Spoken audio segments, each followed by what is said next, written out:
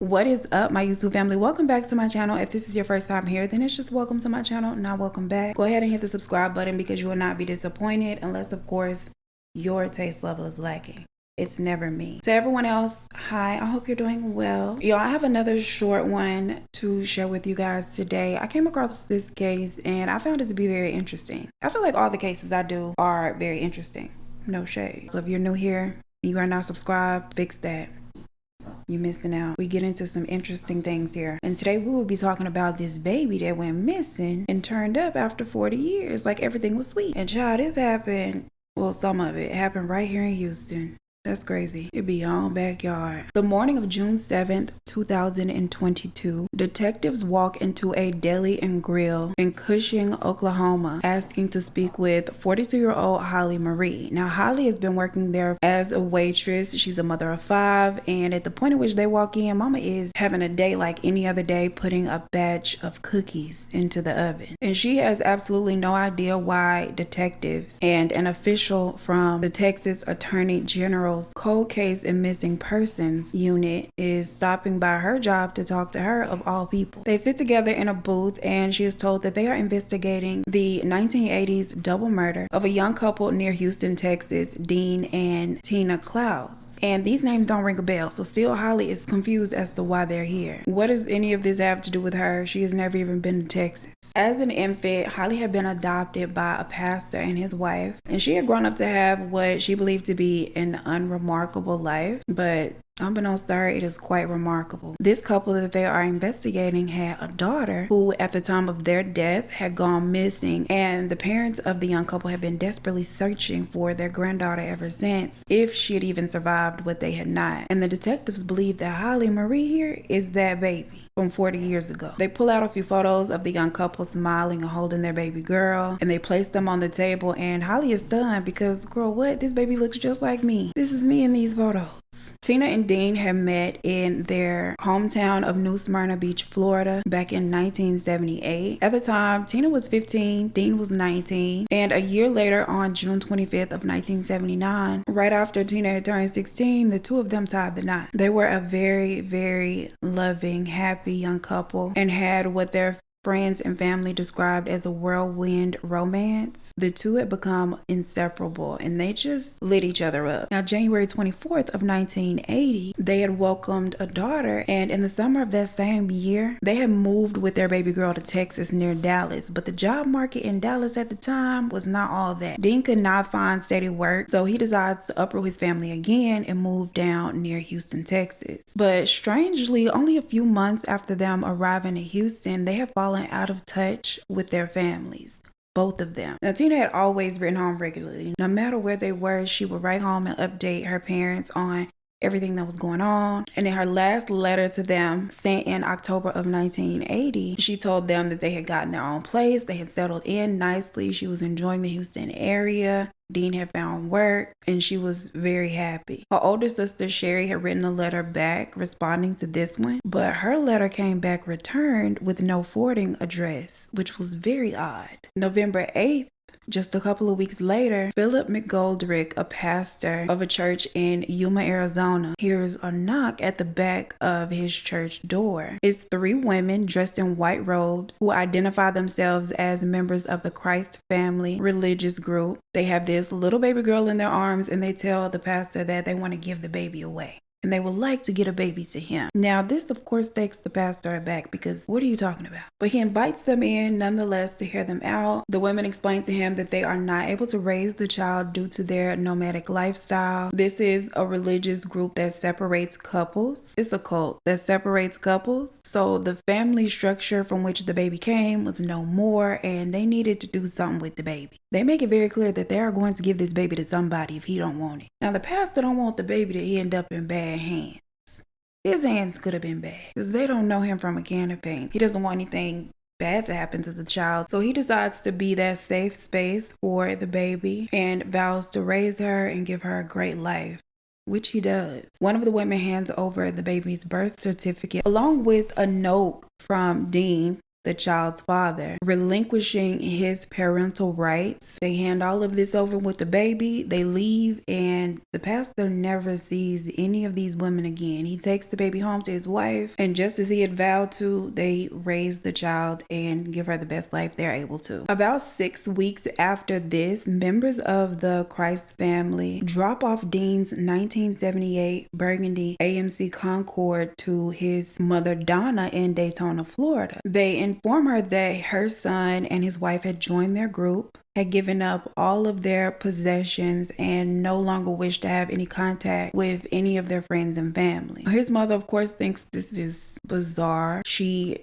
passes the message along to Dean's parents, and together they go to the police station to file missing persons reports because they hadn't heard this directly from their children. It all sounds very bizarre, and they have no way of contacting them. They don't know where they are. The last letter they sent came back returned. But according to them, very little effort is put into finding their children, especially with these people who had his card stating that he had no desire to be contacted. They were both adults. The families make attempts on their own to find Tina and Dean, but they come up empty-handed as well. And it ain't like this was in the day and age of like the internet, social media, where people were more easily traceable.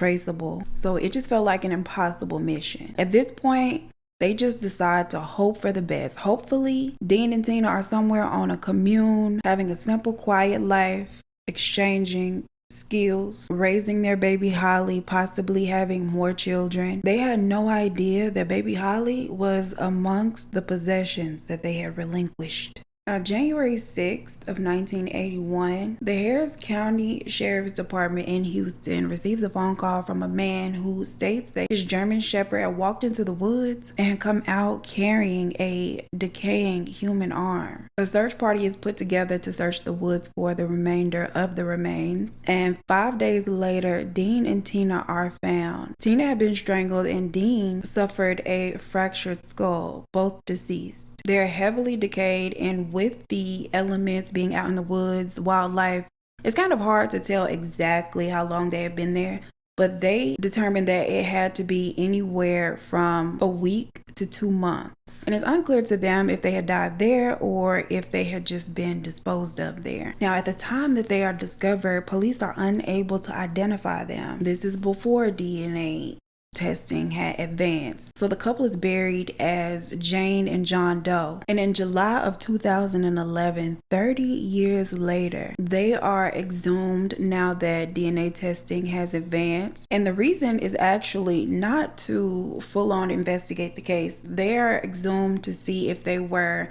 related or not, and they are not. Their DNA is entered into the database, but it doesn't come up as any matches, of course. And it isn't until January 12th of 2021, another 10 years, when their case is reopened, that identifying them becomes a point of focus. 2 California genealogists are tasked with identifying them, and it only takes them 10 days to get it done. Instead of looking for a perfect match in the DNA database, they were looking for close matches, which leads them to Kentucky to distant relatives with the last name Klaus. They follow the Klaus family tree until they find an extremely close match to Dean's DNA, and they contact this person, which turns out to be Dean's sister. And they ask her if she had a family member that had gone missing about 40 years ago. And at this point, Dean is able to be positively identified, and Tina as well. Sadly, up until this point, his mother had held out hope that he was still living on that commune, just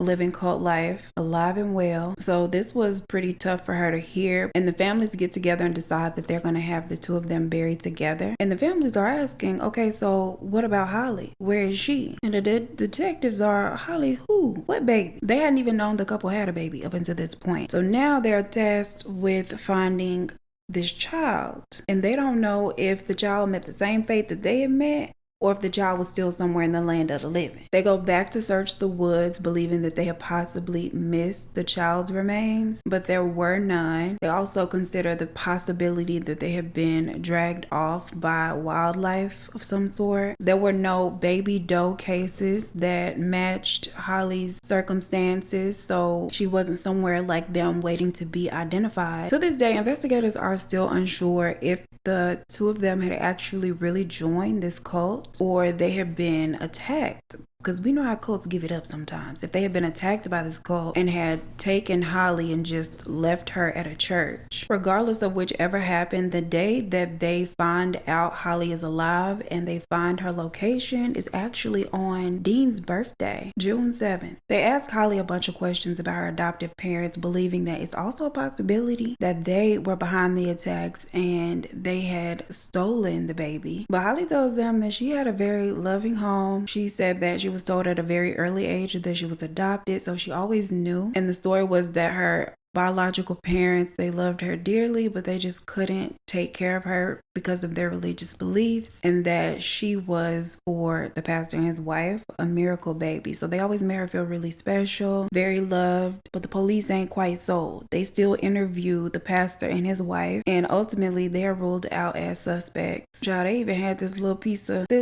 handwritten relinquishing of parental rights notarized. They say, y'all ain't about to come back and get this here, baby. This is mine now. They also think it's possible that Tina and Dean had joined the Christ family and had given up their baby and their possessions, but at some point decided they wanted to leave the cult and had followed the group to Arizona, which is where the group was based out of and run by a man named Charles Maheu, also known as Jesus Christ Lightning Amen. And Mr. Jesus Christ Lightning Amen also had a camp in California about 40 miles from Yuma, Arizona, where the church was. Now, they have no way of knowing how long the couple stayed in Arizona because, of course, they were found in Houston. So at some point they had traveled back, and it is believed that they traveled back because they were trying to leave or escape the group. This group was known to travel, so they might have been followed back to Texas and attacked, or perhaps they were hitchhiking and they had come across someone offering them a ride with some evil intentions, because you know a killer love a good hitchhiker. They do. They do have the government name of another one of the members, Rosemary Garcia, who is a major part of this organization. And anytime they traveled, she was always in the group that traveled. She led the travel. She also had 3 daughters who would have been teens at the time that Holly was dropped off to the pastor and could have possibly been the ones to take the baby to him. Of course, there's also the possibility that Tina was in the group and dropped the baby off herself, brought along with them. It's just no way of knowing for sure. And unfortunately, they have been unsuccessful in locating this group because they move around and they live somewhat off the grid, living this nomadic lifestyle of theirs. The family, the detectives in the area have not given up hope and believe that someday the case will be completely solved. All of the questions will be answered. But unfortunately, we have not seen that day yet. And as for Holly, she said finding out the truth behind what happened to her parents was very tough and sad, but she now feels doubly blessed because she has Dean's family, Tina's family, as well as her adoptive family, all showing her love. She got the chance to develop a bond with her paternal grandmother before she passed away not too long ago. She and her children have just been working toward building bonds and relationships with their biological people. And this was a real wild one. Let me know your thoughts down below. Like the video, please. Subscribe to the channel if you have not. As always, I appreciate you so much for spending your time with me. And I look forward to seeing you in the next one. Peace. Holly is a waitress. Okay. Of a young couple. Really, Blue? Come on now. But according to them, little effort is putting to... They make attempts on their own to track down Dean and Tina. Is her name Tina? Yikes. Holly. No, the baby is Holly. What the hell? Okay, let's Tina and Dean. Okay.